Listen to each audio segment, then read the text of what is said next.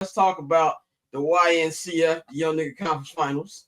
We got the oldest player in these two series between the best players is Mr. Jalen Brunson at a young 28 years old. I am currently 8 years, going on 9 years Siakam not old. the oldest. Now I'm talking about the stars.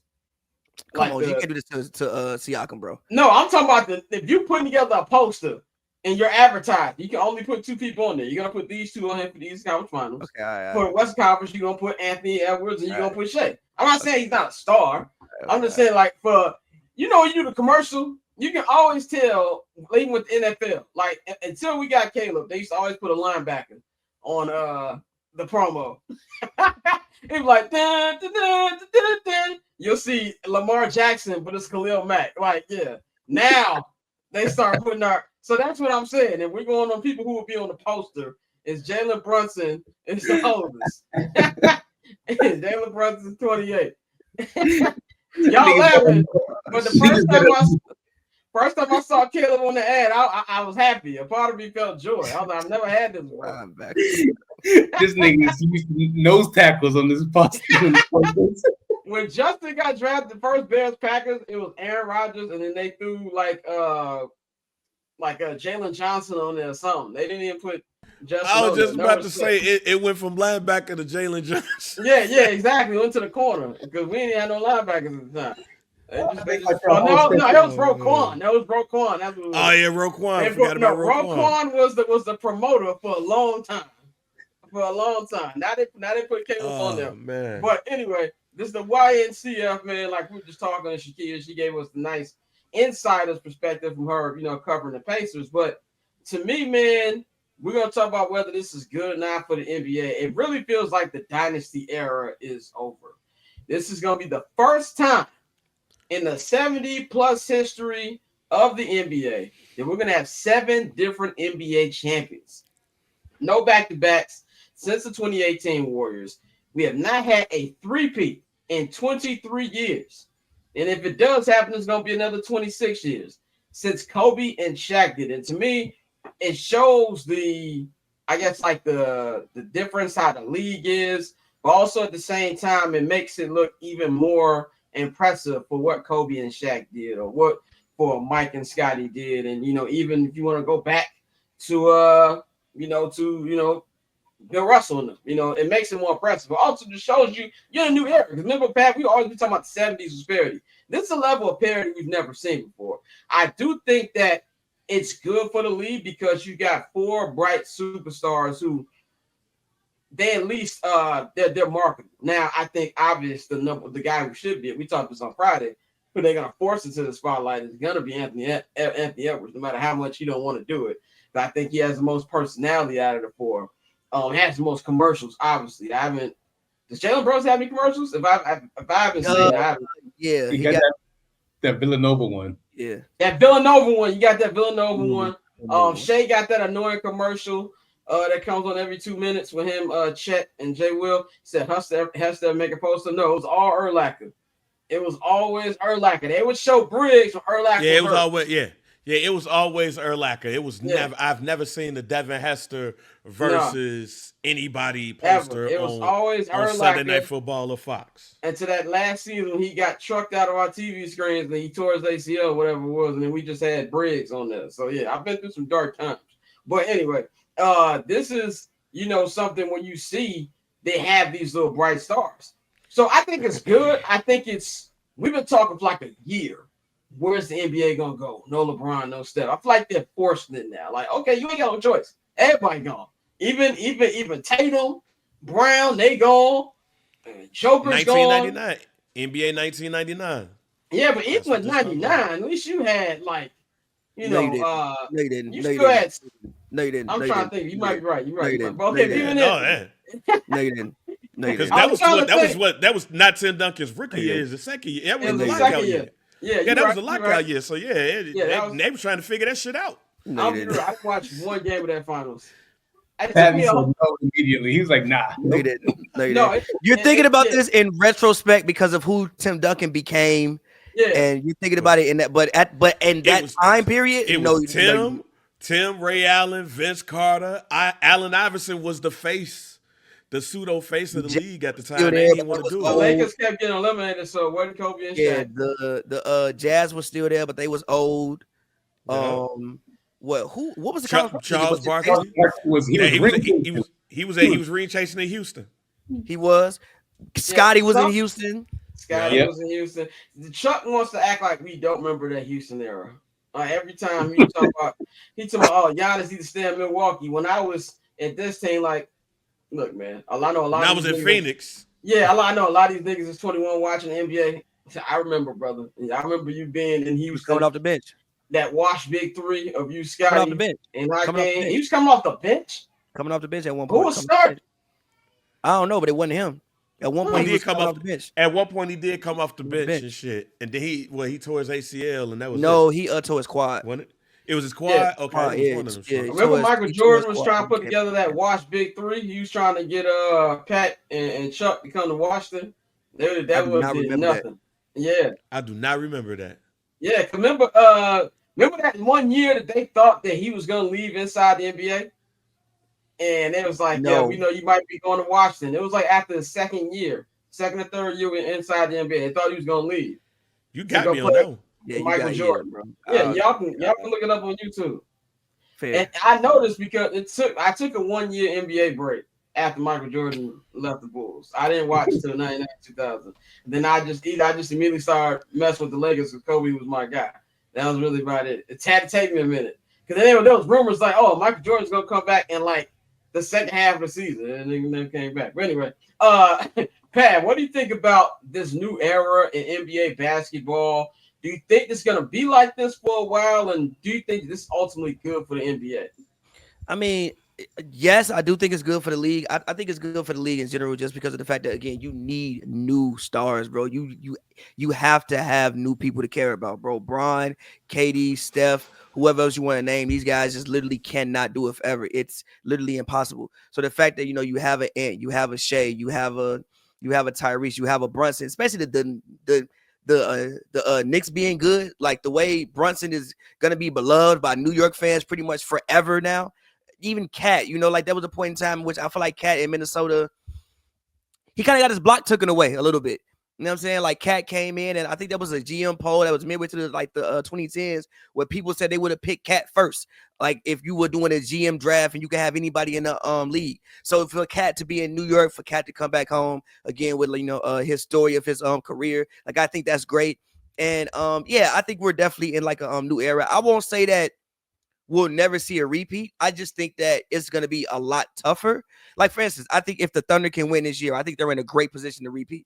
Why? Because of the way that they built their roster. Like they have so many, because of the CBA, it's going to be hard to keep some of these teams together. So you're going to have to replace a lot of these guys with cheaper options. So the fact that Thunder do have so many picks, they can continue to let's say if they have to let, I don't know, a Jalen Williams go, or like an Aaron Wiggins go, or like a Lou Dort go, or like even a Chet go or something like that, a Hartenstein go. They have so many picks where they can easily plug and replace these guys and keep these and keep this thing going as long as they can continue to keep their core three together and things like that. So yeah, I think it's great for the league, and I'm excited. It's new stories. Like granted, I enjoy watching Bron go every year, but at the same point in time, after a certain point, you knew the Warriors was just gonna smack them. Like that's not really fun. We all have our opinions, but I think we can all honestly say we have no idea what's gonna happen. But I think that's the fun thing about it, because there's one thing that the NFL and Major League Baseball have always had over the NBA to me, which you never know who's going to win. Like, you could be an NFL team that won 14 games and you don't get past the divisional weekend. We see in baseball every year, it's all about timing. You have a team that won 89 games, beat the team that won 115 because their bats went cold and, their pitching got on fire. So I think this for the NBA. Now, I will say this. Now I'm giving a toast, and I will say this. Even though I'm on record saying I am a big city elitist, as much as I don't want to see the Knicks in the finals, and we're going to get to that in a second, I feel like you kind of need them in the finals. Like, you need that in that New York market. I'll be real. I just want to say this real quick. On a basketball perspective, I think Thunder Pacers would be entertaining. Nobody wants the two cities be Oklahoma City and Indianapolis. I'm sorry. Go ahead, You Pat. can't even fly from Oklahoma City to Indianapolis. Like literally, That's I my legit don't point think they have exactly. flights. I will say this one thing about Indiana and New York. Indiana better win every game by 15 to win by 2. Say that again. Indiana better win every game by 15 to win by 2. So win by 2. Why you say that? Because if it's close, if it's close, you got Jalen Brunson is in that. No, that's not. Category. No. You are missing what I'm saying. You missing what I'm saying. You're missing what I'm saying. I think the league would love to have the Knicks in the finals. Yeah. So you better win every game by 15 to who win by 2. Said? Evan Turner. That said that? Yep, Evan Turner. I get what you're saying. He was like, I think he said Tony Batiste told him like, hey yo, bro, you never gonna have to win by 10 and win by 1. He was like, bro, who you want to watch, Boston or us in the next round? Who you want to watch, the Knicks or the Pacers in the next round? So you better win every game by 15 and win by 2. I'm just saying. That's a good point. Tosin, what's your take on this new era of NBA basketball? First of all, I want to apologize to all the Knicks fans for saying y'all gonna lose when I said y'all gonna lose. So don't beat me up, Knicks fans. Because if y'all win, guess what? I'm a Knicks fan too because I live here. So it's my divine right. But I will say this though, man, it's nice to see the league change. One of the things that sometimes you fail to realize is that we get old. It is what it is. Father Time is undefeated. We now are in our 30s, and these are our superstars we are watching. These younger kids need their own superstars and people in their face of the league. So this is their era. This is their era, and this is a new era of basketball of like players that they're going to be up and coming superstars. I promise you, when I was watching the Thunder, I was like, I don't even know half who these dudes are. I don't even know, like, they all look like NPCs to me, but these kids know who these guys are. So this is their era for them to shine. So, and it's also nice, man. It's like new storylines, old storylines. Like Pacers Knicks is an old rivalry that's finally got revived. And then Thunder and, the Timberwolves is just a whole new thing. And like Ant can finally become the man. So it's a lot of different narratives that can be driven. So it's nice. It's really nice to see. Yeah, it's like a new chapter in the old rivalry. They're going to do you're going to get a whole bunch of Reggie Miller this week. Especially since he's going to be calling it with TNT's last playoff series ever. And on top of that, we got a little Draymond sparkle on it. It was announced that he's going to be joining Inside the NBA for this final week. He's going to be coming out hating because they just got eliminated. You got that. And so that's you're going to see the Spike Lees. You're going to see all of that. They're going to do what the NFL did 2 years ago when they had, what was the Niners? It was the Cowboys in the playoffs. And we got a whole bunch of Aikman and Young. They're going to do this whole same thing here, try to blend history into it. But, Bang, what do you think about the YNCF that we got coming up? As the OG here, as the old head here who's been through a couple of transitions, I love it. It still makes my LA 2028 apocalypse for the NBA even more stronger. You know what I'm saying? But as far as just for American basketball, let me stop playing. But I do love it. The last time I could really remember this truly happening was 1999. I know we had the transition from Kobe to LeBron and everything, but we could say what we want to say, but there's no true face of the NBA. Like, nobody has taken it. We're trying to give it to people, but nobody is taking it. So when I look at this Final Four, look at Tyrese, I look at Brunson, I look at Shai, I look at Ant, I look at who wants to be the face of the NBA. I also look at small town America. Like, imagine if there is a Indiana versus Minnesota final. That would be so non-David Stern-like. If that were to happen. David Stern would have ripped the TVs about the wall. That it has been full collusion. It passed right.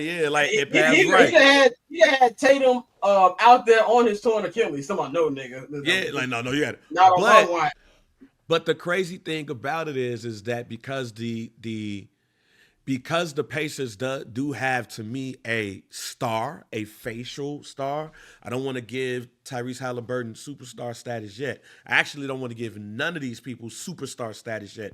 I think this is the fatal four-way to find out who's the next superstar. But man, I got a great wrestling comparison. Tell me if I'm spot on. You know what this is? This is when the Rock, Stone Cold, and then retired. Triple H moved into the box. Undertaker only showed up. This is the Edge John Cena, Orton, Batista era Yeah, of the yeah. Talk of your the shit. NBA. Talk Yeah, your of the shit. First NBA Black right Champ. now. Latest episode of First Black Champ live right now on Barbershop Co. Hey, look, I was gonna use that as an example because Tyrese Halliburton and Jalen Brunson has been in front of millions of people due to the WWE. You got Anthony Edwards, who is, I guess you could call him the pseudo face of the league right now, probably the most popular player in the NBA right now. And then you got Shy, who's in all of these commercials and everything, Fashion Magnet, all of that stuff. Like this right here is for my son. This is for, and I was gonna mention this on the show real quick. I am so upset that the Knicks are winning. Why? Because my son is impressionable. He's 10 years old. He So gonna when think you, they're a good team. man, this is the fight for the 10-year-olds, G. This is the fight for the shorties that's looking at the TV and looking at who's next. This is like me. When the Lakers when we beat the Lakers, we knew we had it. We knew the Bulls had it. Even before that, the kids had Magic and Bird. The kids had Kobe. The kids had LeBron. This is also the fight for them. So if I'm Adam Silver, I'm looking at this like, I kind of don't care if this is a small town team that's going to win it or not. I need a face. And if that motherfucker's in OKC or Minnesota or Indiana, I'm cool with it because social media is going to make this person an even bigger star. He don't have to be in a bigger market. So I think that's the other thing that the league is looking at too. And our Gen Z super producer, Nikhil, just said that Shea is most popular player amongst Gen Z. And there's only one person who Over can bring LaMelo? Shea. Over LaMelo? Yeah. I mean, the kids will say it. You know, Shay's aura man. That's what he is. He got all the Yeah. auras. Or man. Aura Farms. Aura Farms. He Aura Farms. Yeah, But my son looked he at says Jalen yes Brunson. over LaMelo. He says yes Yeah. over LaMelo. Hey, but my son looked at the highlights this morning. He was looking at the Knicks like, oh, this might be mine. And I looked at his ass like, I'll You can beat your leave. ass in this house. You better put up, man. You know you better do in the house. You better force him to watch all the Balkman highlights. That's what you got to do. Right. And show him Charles Oakley getting kicked out of the garden. This is how they treat people. This is like, to me, there's only one person who can bring Shea down. His name is Drake Aubrey Graham. If he puts up another bet, like he screwed the Maple Leafs last night. As soon as I saw that bet, I'm like, yep, Panthers won. Hey Scott, I was gonna save it for the soccer edition, but you know who Shea looks like a little bit? Looks like Frimpong. I mean, he looks like a Timber. It looks like Timber on Arsenal. I know. He do like Timber a little bit. He do a little bit, and like he's very Canadian, bro. Like when he talk, he sound like a Drake skit. Like I'm like, oh dang, Drake wasn't making that up. That's really how these niggas talk. So like, and like for me, that's why it's new era for me because I don't really have anybody to hate on because I'm older than all these dudes. Somebody look like hating on a 23-year-old. Like it just makes me feel weird. Like I'm be 37 this year, and I'm like, this nigga born in 2002. Nah, like I don't like. No, that's some who I don't think are the best. I don't hate them. No, it's definitely something I don't like. Who? Do something I you don't don't like Wemby. I don't like Wemby. Why you don't like Wemby for? I just don't like Wemby. I don't like the way he plays basketball. I don't like the way he plays offense. I don't like this shit. I don't like the way Jason Tatum play offense, but he's under. There you go. I hope he gets better, but it's just like. There you go. I'm gonna be real. This is gonna sound terrible. I'm not gonna miss watching him play. I'm gonna be real. I want him to get healthy, obviously. I'm not gonna miss that dribble, step back. I'm not mad at you. I think Boston plays a very nasty style of basketball. Nasty style of basketball, bro. Boston plays Lifetime Fitness basketball, fam. Let's just be real. Exactly. They play like when you playing, like when you play live back in the day, and you down 30, and you just start jacking threes. That's what they play with. But I don't really like LaMelo either, but that's because like he doesn't play actual NBA basketball. He plays like a my player. We don't know how good Melo is because none of his games are meaningful. Because he plays like a fucking my player. That's why. Yeah, like part of the reason none of the games is meaningful. Do you know why I love the conversation? Because everybody turns to ethical haters. Real ethical. The Hornets be out of it before Thanksgiving every year. He said Wemby must have been in Delilah while Pav was in there. No, I tell you one nigga I did see in Delilah. I thought he was hiding out in the cut. Nasty man himself, Freaky Sean. When he was in there, And I remember I told Walls was like, yo, son, was that the Sean Walker? Like, yes, it was. He was in the corner trying to be low. I knew that was him. Catch I'm Not Gonna Hold You, hosted by Scott Lewis, every Monday and Friday at 5 p.m. Eastern, 2 p.m. Pacific, only on HMB Media and the Barbershop Network.